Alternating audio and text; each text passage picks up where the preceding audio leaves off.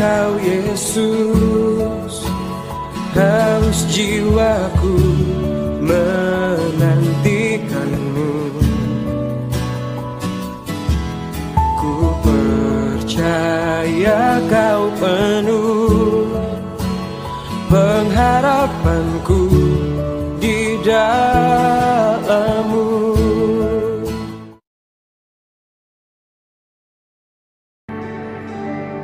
Haleluya, puji Tuhan. Shalom Bapak Ibu. Apa kabar semuanya? Kami yakin dan percaya kalau kita punya yang luar biasa. Bapak Ibu semua yang luar biasa, keadaan luar biasa, berkat luar biasa, kesehatan luar biasa. Kita akan memuji dan menyembah Tuhan. Mari siapkan hati kita masing-masing. Haleluya, kami mengucap syukur Bapa.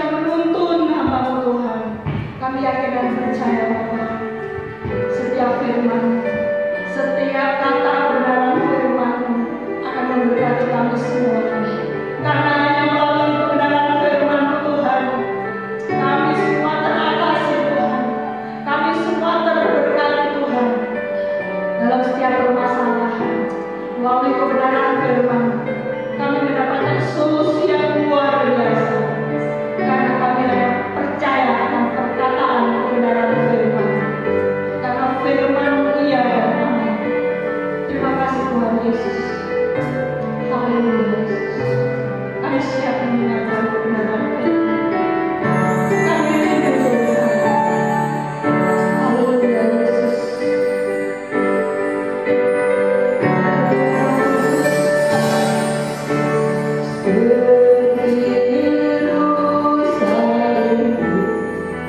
Sungguh jiwaku rindu Engkau. Kaulah Tuhan hasrat hatiku, rindu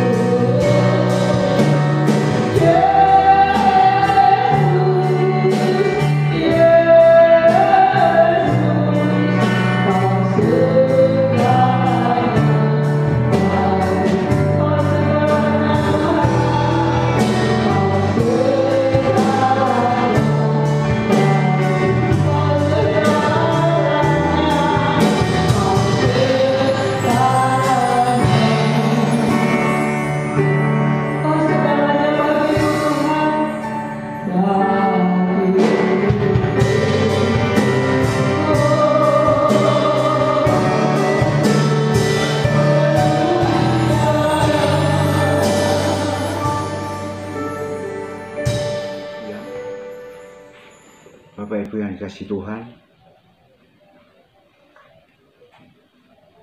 kita akan belajar bersama dari firman Tuhan pada siang hari ini. Saya memberi judul firman Tuhan pada siang hari ini adalah menolak karunia Tuhan, menolak karunia. Pada dasarnya setiap orang bertanggung jawab sebagai pengubah dirinya sendiri. Setiap orang akan menciptakan sejarah bagi dirinya sendiri. Bukan saja sejarah ketika kita masih ada di dunia ini, tetapi terlebih kita akan mencatat, menorehkan sejarah kita sampai pada kekekalan nanti. Ibarat sebuah buku sejarah, masing-masing kita menorehkan tinta di dalam kehidupan kita masing-masing. Masing-masing kita membuat sejarah hidup kita sendiri-sendiri, dan masing-masing bertanggung jawab kepada Tuhan sendiri, bukan orang lain. Tinta kehidupan itu adalah sebuah keputusan, sebuah pilihan kita yang kita ambil, dan segala tindakan yang dilakukan atau kita lakukan berdasarkan pilihan keputusan-keputusan tersebut. Sedangkan prestasi di dalam buku sejarah itu akan kita bawa sampai kepada kekekalan nanti. Jadi ketika kita diberi kesempatan oleh Tuhan di dunia ini, maka kita mencatatkan setiap hari catatan-catatan sejarah kita, dan itu akan kita bawa sampai pada kekekalan nanti. Akan kita pertanggungjawabkan kepada Tuhan sebuah bentuk prestasikah di hadapan Tuhan, atau sebaliknya? Kita buka di dalam kitab Wahyu 20 ayat 12. Demikian firman Tuhan, Wahyu 20 ayat 12. Dan aku melihat orang-orang mati, besar dan kecil, berdiri di depan takhta itu, lalu membuka semua kitab, dan dibuka juga sebuah kitab lain, yaitu kitab kehidupan.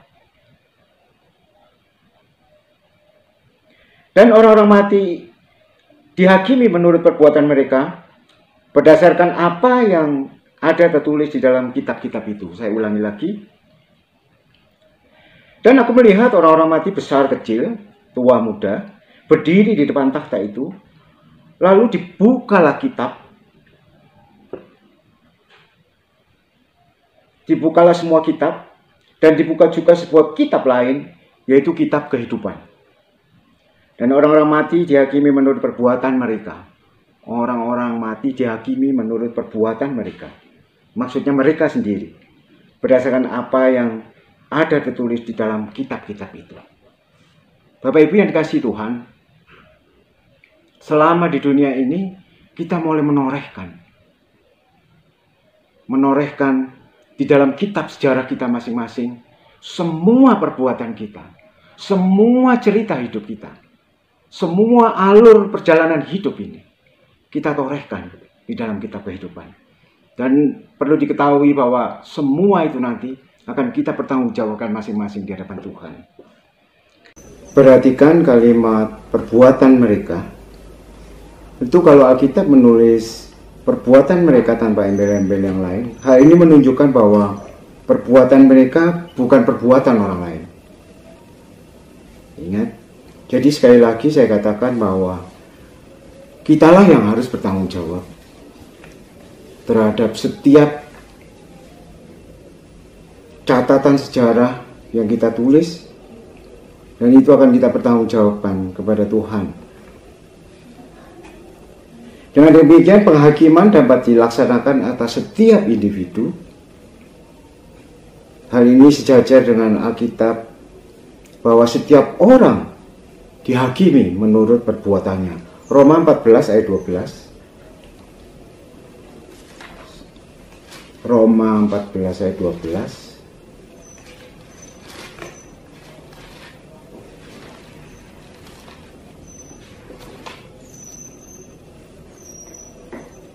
Roma 14 ayat 12. Demikian firman Tuhan.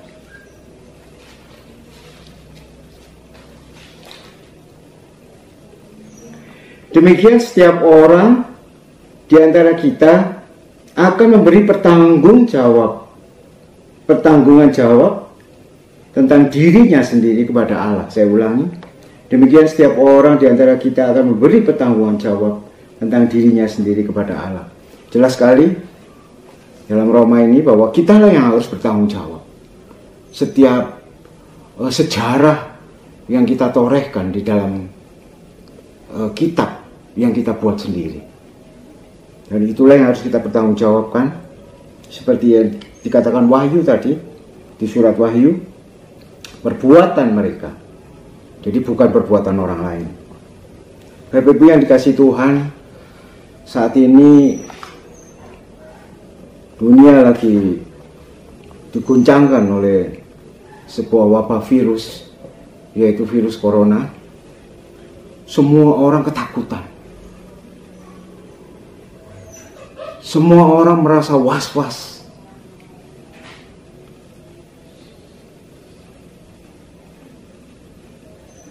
Termasuk Bapak Ibu sekalian, anak-anak Tuhan, termasuk hamba-hamba Tuhan, termasuk pelayan-pelayan Tuhan. Saat ini banyak yang ketakutan, banyak yang mengurung diri di rumah, banyak yang tidak melayani Tuhan hanya karena rasa takut. Perlu diketahui bahwa semua itu kita catat, Bapak Ibu. secara tidak langsung kita mencatat, menorehkan di dalam kitab sejarah kita masing-masing rasa takut yang berlebihan. Kita baca di dalam Matius 10 ayat 28. Matius 10 ayat 28.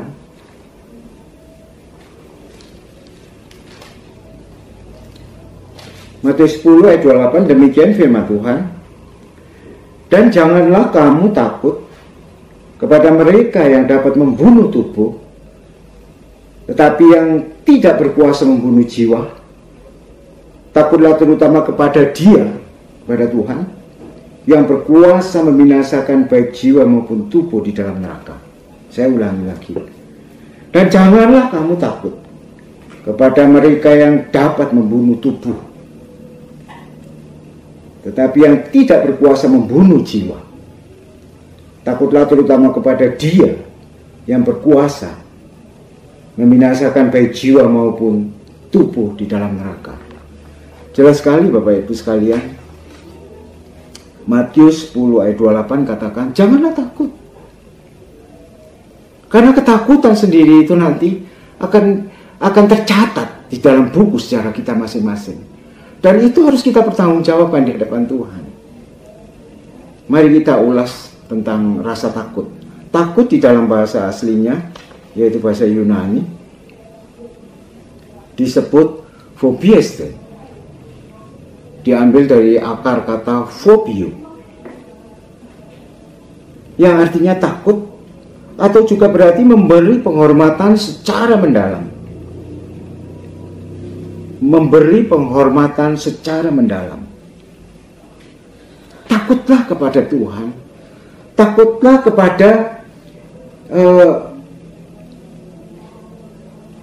takutlah kepada Dia yang berkuasa membinasakan baik jiwa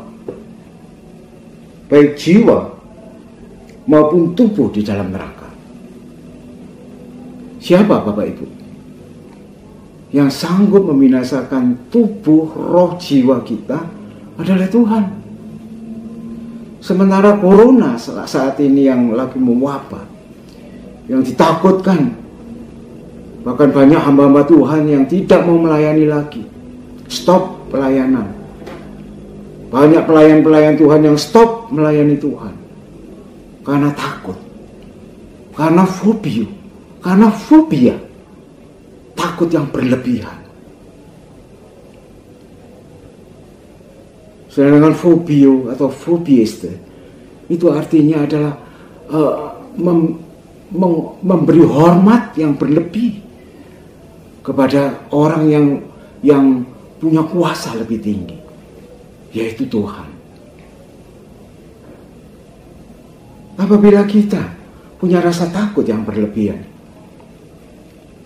apabila kita mengalami fobia, takut yang berlebihan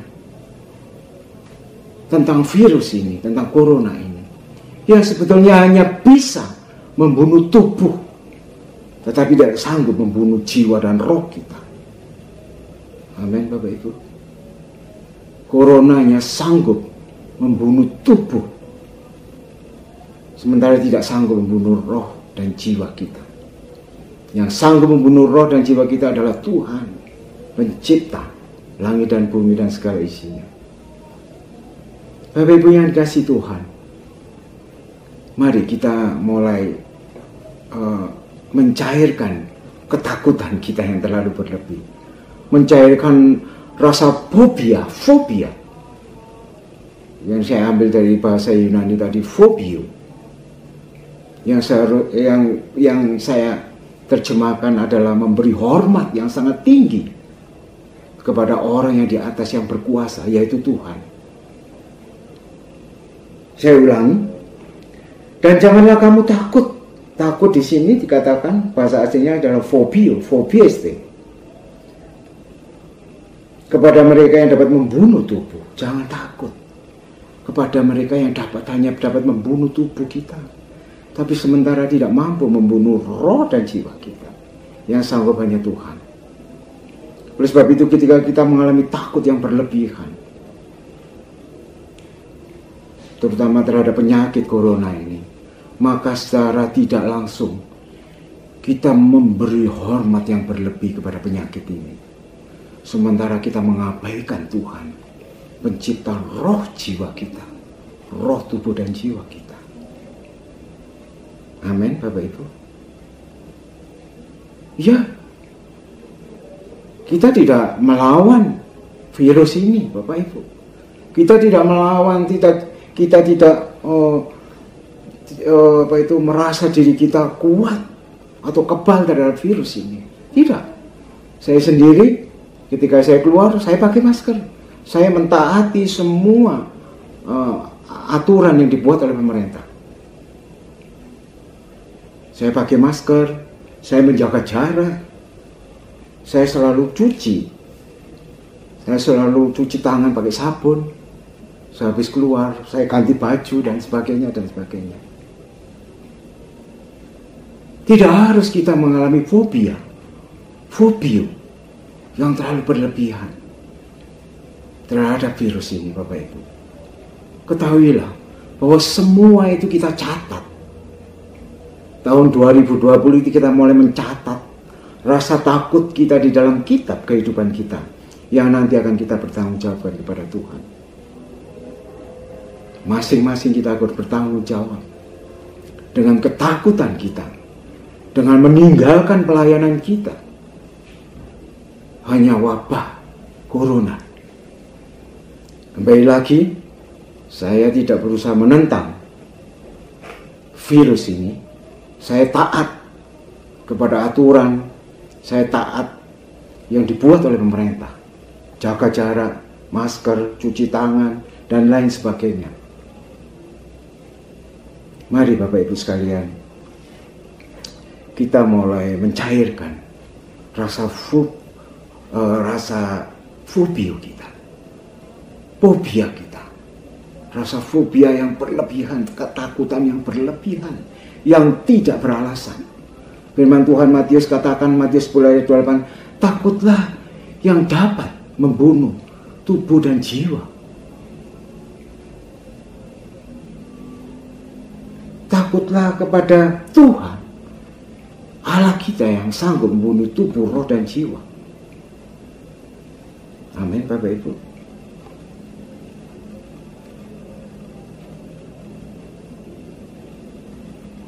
Kalau Tuhan menentukan manusia, yang menentukan manusia selamat atau binasa, maka tidak perlu ada penghakiman, Bapak Ibu.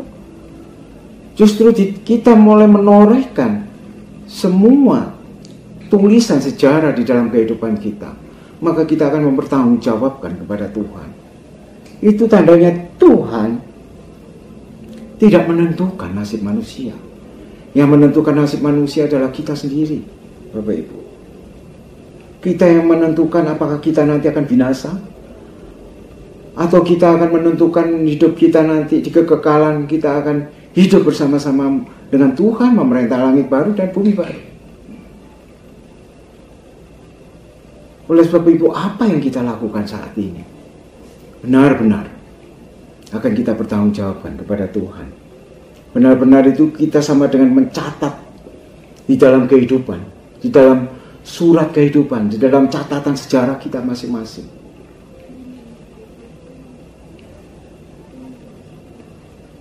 Karena Tuhan sendiri yang harus menghakimi kita. Firman Tuhan menasihatkan agar orang percaya hidup dalam ketakutan selama menumpang di dunia ini.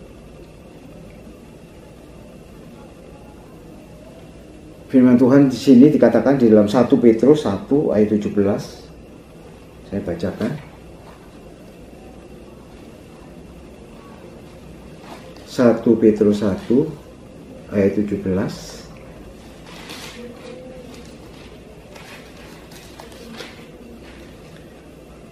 Petrus 1 ayat 17, demikian firman Tuhan. Dan jika kamu menyebutnya Bapa, yaitu Dia yang tanpa memandang muka menghakimi semua orang menurut perbuatannya, maka hendaklah kamu hidup di dalam ketakutan selama kamu menumpang di dunia ini. Di sini dikatakan lagi takut, Bapak Ibu. Ya. Maka hendaklah kamu hidup di dalam ketakutan. Maka hendaklah kamu hidup di dalam penghormatan kepada Allah.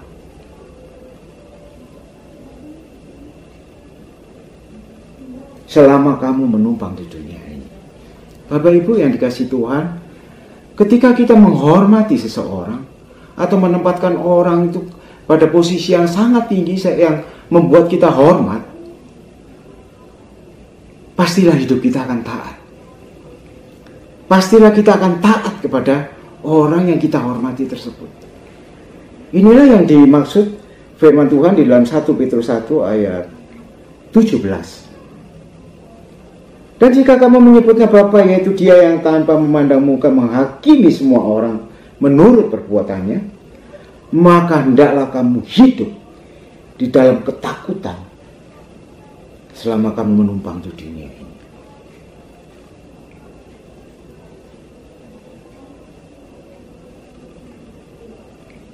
Hendaklah kamu hidup di dalam ketaatan selama kamu menumpang di dunia ini. Ketaatan kepada siapa? Ketaatan kepada firman Tuhan. Karena sepeninggal Tuhan naik ke surga, Tuhan sudah meninggalkan firman-Nya.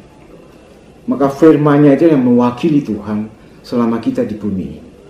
Itulah yang mewakili kita Bapak Ibu untuk menorehkan tulisan-tulisan di dalam sejarah kehidupan masing-masing dengan hal-hal yang berkenan di hadapan Tuhan. Termasuk rasa takut tadi. Termasuk fobieste. Rasa takut, fobia.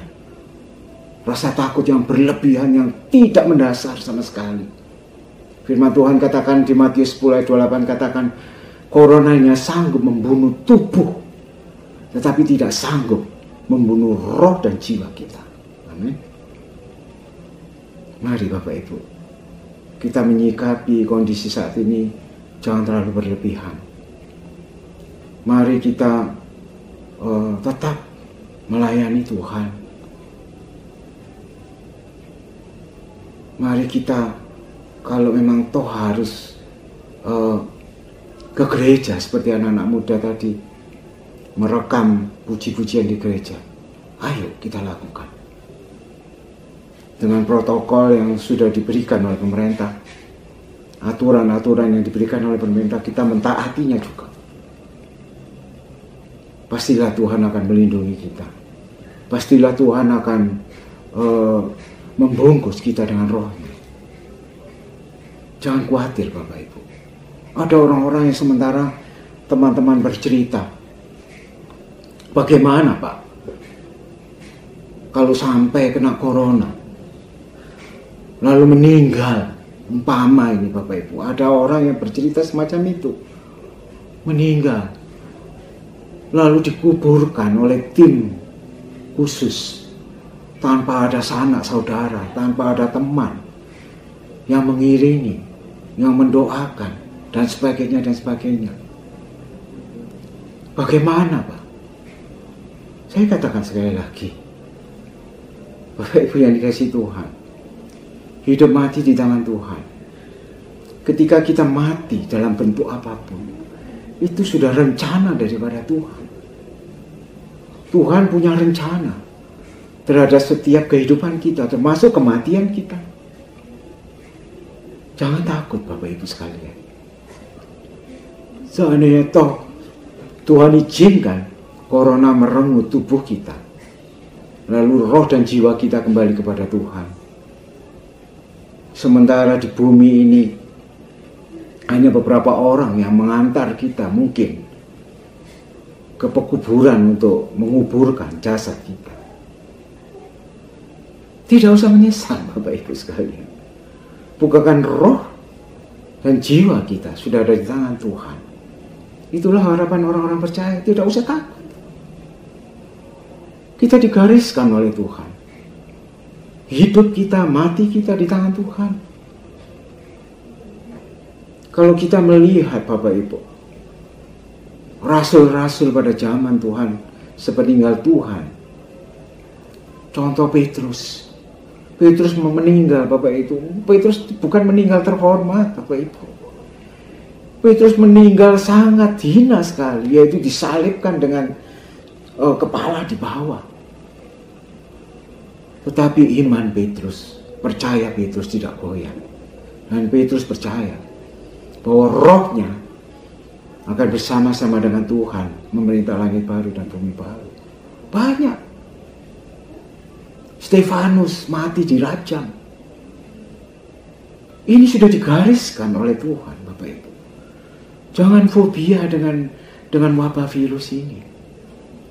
Ketika kita fobia, kita merasa takut yang berlebihan, maka kita sudah menorehkan di dalam kitab sejarah kehidupan kita. Dan itu akan kita pertanggungjawabkan di hadapan Tuhan. Firman Tuhan di sini katakan hanya takutlah kepada Tuhan.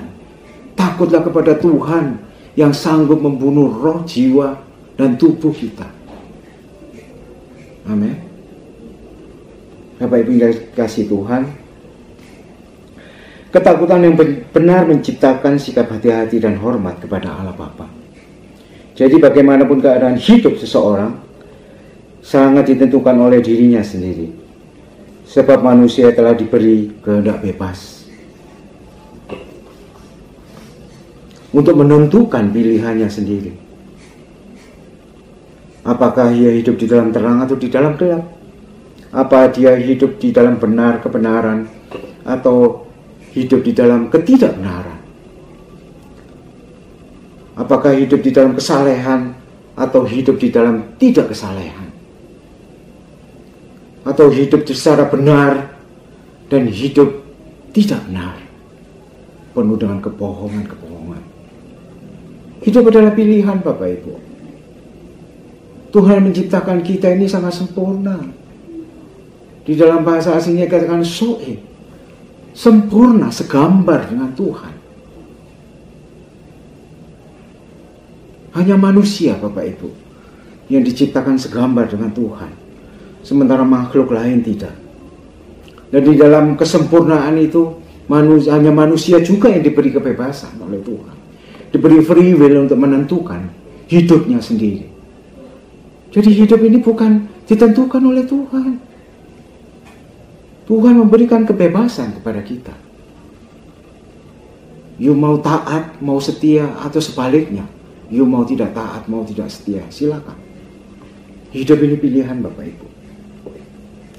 Dengan pengajaran yang benar bahwa manusia menentukan takdirnya sendiri, maka seseorang lebih bertanggung jawab atas kehidupan sendiri. Seorang harus berusaha menentukan takdir kekalnya dengan benar agar tidak binasa. Tidak ada tangan lain yang menggerakkan seseorang untuk melukis atau menorehkan tinta di dalam buku kehidupan masing-masing, di dalam buku kitab sejarah kita masing-masing. Tidak ada, Bapak Ibu, seorang melukis sejarah hidupnya sendiri dan harus bertanggung jawab sendiri-sendiri kepada penciptanya, yaitu Tuhan. Seperti saya katakan tadi, Tuhan memberikan kebebasan kepada kita, masing-masing individu, untuk menentukan isi buku sejarahnya sendiri. Jika tidak demikian, maka tidak ada realitas ganjaran berupa penghargaan atau hukuman atau penghakiman. Kalau Tuhan yang menentukan semua nasib manusia, maka tidak ada penghakiman. Maka apa yang ditulis di Wahyu tadi dibatalkan mungkin oleh Tuhan. Karena jelas dikatakan di Wahyu tadi bahwa semua akan bertanggung jawab atas perbuatannya sendiri-sendiri.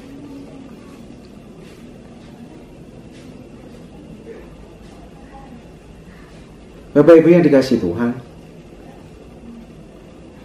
suatu saat nanti setiap orang dapat membaca buku secara masing-masing,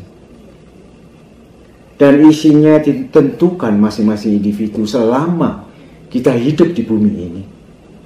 Tidak ada orang yang bisa berdalih bahwa segala sesuatu itu telah terjadi bukan karena dirinya, karena perbuatannya.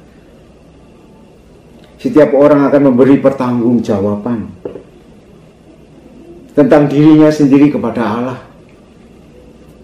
Sebab kita semua harus menghadap tahta pengadilan Kristus, supaya setiap orang memperoleh apa yang patut diterimanya sesuai dengan yang dilakukannya dalam hidupnya selama di bumi ini, yaitu baik atau jahat, setia atau tidak setia, benar atau tidak benar.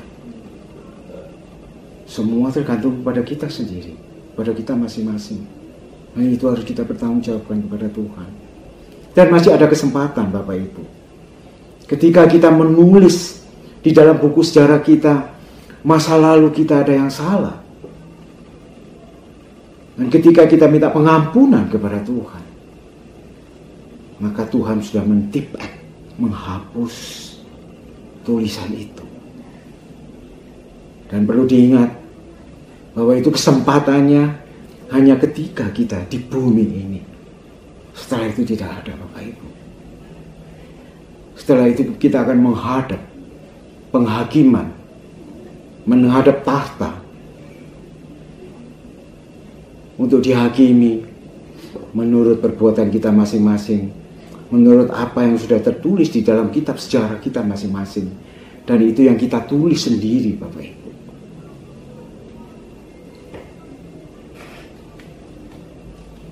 Terima kasih. Kiranya Tuhan memberkati. Kiranya firman ini boleh dimengerti oleh Bapak Ibu sekalian. Dan ayo kita mulai melakukannya. Setiap firman Tuhan, kita melakukannya dengan taat. Karena hanya itu yang sanggup menghapus tulisan sejarah kita yang tidak berkenan kepada Tuhan. Demikian firman Tuhan. Tuhan Yesus memberkati.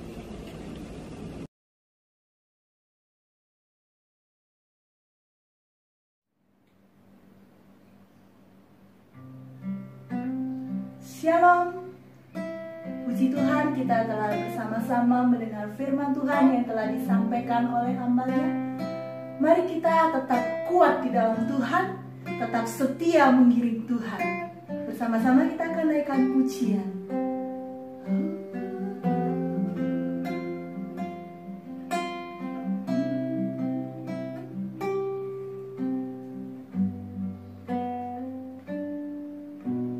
Penolong yang selalu setia, memenuhi keperluanku, tak pernah Dia mengecewakan. Yesusku tak pernah gagal. Segala perkara dapat ku tanggung di dalam Dia yang memberi kekuatan. Tuhan Yesus penolong dan sahabat. Tetap percaya, Tuhan setia.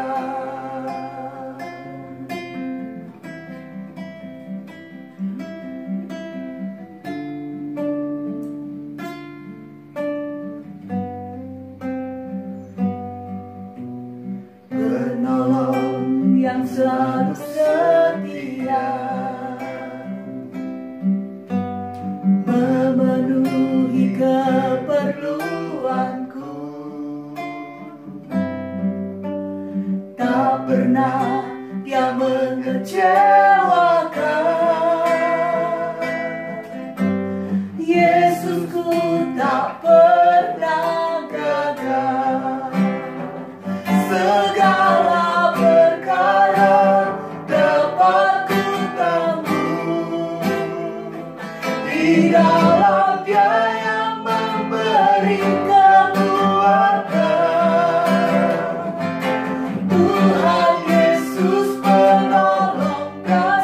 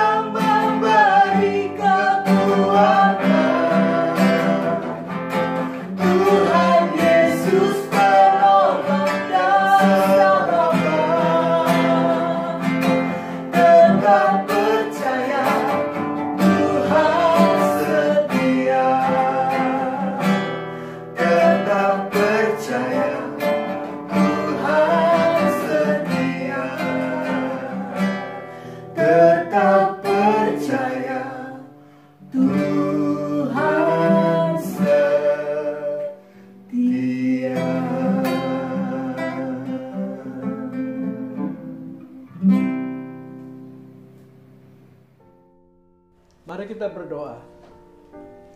Bapa, kami bersyukur, terima kasih buat kemurahan-Mu. Biar saat kami boleh beribadah bersama sekalipun di rumah kami masing-masing. Tapi kami percaya Tuhan hadir dan memberkati kami. Baik melalui setiap pujian yang kami menaikkan, terlebih dalam kebenaran firman-Mu. Engkau memberkati kami Tuhan. Dan pada saat kami bersyafaat baik bangsa dan negara kami, khususnya bagi Bapak Presiden Tuhan, yang sudah Engkau pilihkan bagi kami. Kiranya Tuhan lingkupi dan kuasa-Mu, jauhkan dari bahaya, dari segala yang jahat, dan Kau tambahkan hikmat-Nya, sehingga apapun yang dilaksanakan akan membawa pemulihan bagi bangsa ini. Terima kasih Tuhan, kami juga berdoa bagi jemaat kami, dimanapun mereka berada. Kami percaya Tuhan lawat mereka, Engkau memberi kekuatan bagi yang lemah, menyembuhkan mereka yang sakit, dan damai sejahtera senantiasa memenuhi kehidupan mereka. Terima kasih Bapa. Sebentar kami akhiri doa kami. Kami mohon berkat-Mu. Kiranya kasih dan anugerah Allah yang besar akan menyertai kehidupan kami, bahkan damai sejahtera Allah menyertai kami sepanjang hari ini, bahkan sampai Maranatha, Tuhan datang kembali. Haleluya. Amin.